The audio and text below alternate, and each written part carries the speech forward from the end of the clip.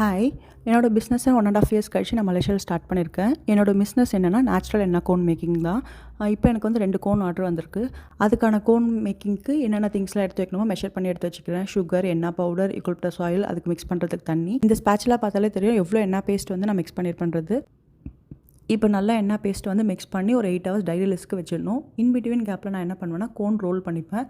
எனக்கு எப்போலாம் டைம் கிடைக்குதோ அப்போலாம் கோன் ரோல் பண்ணி வச்சுப்பேன். எனக்கு அர்ஜென்ட்டாக ஆர்டர் வந்து அந்த நேரத்துக்கு பண்ண முடியாதுன்றதுக்காக கோன் மட்டும் எப்போ வேணாலும் ரோல் பண்ணி வச்சுப்பேன்.